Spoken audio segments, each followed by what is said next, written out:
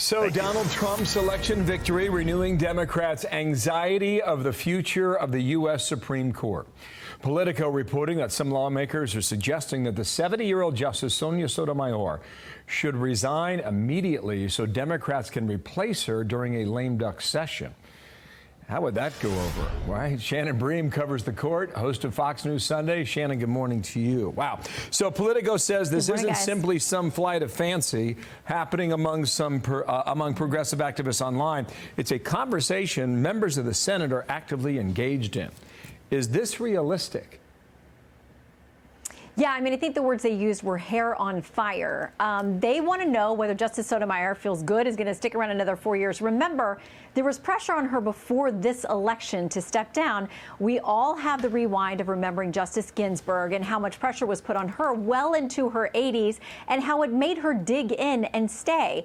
There is a lot of potential peril for Democrats. First of all, they'd have to get Justice Sotomayor, who the last time I saw her on the bench looks actively engaged, healthy, completely able to do the job the way she's always done it. They'd have to convince her to retire, and then you take this chance with this very close Senate that you can actually push someone through in time. Would you want roadblocks or, say, a Manchin defection or others who are worried about whoever is eventually nominated, that they're not moderate enough?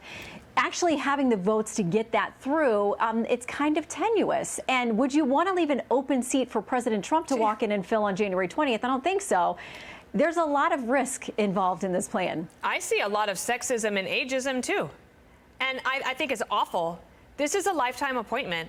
This is her decision, not theirs, and that they're having conversations about her life. How disrespectful is that? And you think Mark Cuban talking about how Donald Trump doesn't surround himself by any intelligent women, and then he appoints, and we'll talk about it in a moment, Susie Wiles as the first woman chief of staff for any president. And I think it's terrible. Do you remember they tried this with Breyer, and it kind of worked? There was a retire Breyer whole campaign in order to get him to leave so that they could do this. But how awful is it to do this to a woman who went through confirmation, to then be thrown under the bus by them because they want to try to sneak one in for President Biden's legacy?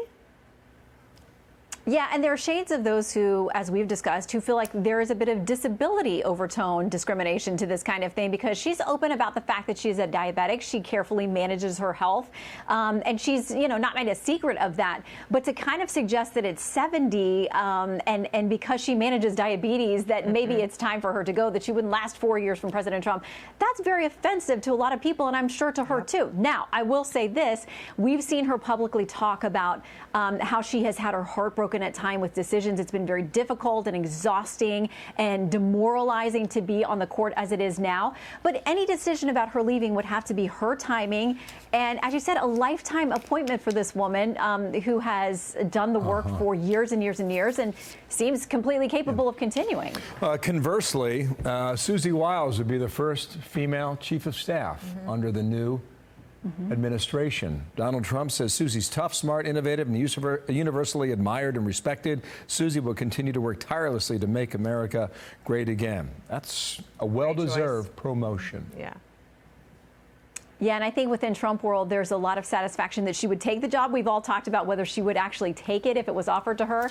She is seen as somebody who is very good at managing President Trump's impulses, talking strategy with him, all of those kinds of things. So running the campaign is a monstrously huge job, but it's different than managing Washington and the White House.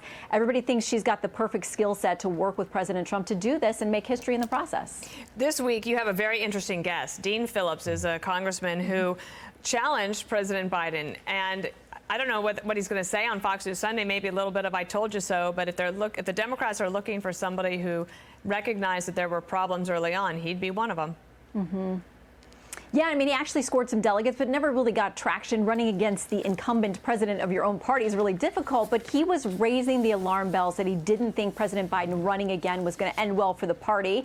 So we'll have that conversation with him about where they go from here. And also, Congressman Byron Donalds out of Florida, big Trump advocate, will talk with us about what the plans are for the Trump team, especially if the GOP holds on to the House. Good deal. Plenty to talk about, plenty to think about. Thank you, Shannon. Have a great weekend and great job on election night. Terrific. Thank you. I'm Steve Ducey. I'm Brian Kilmeade. And I'm Ainsley Earhart. And click here to subscribe to the Fox News YouTube page to catch our hottest interviews and most compelling analysis.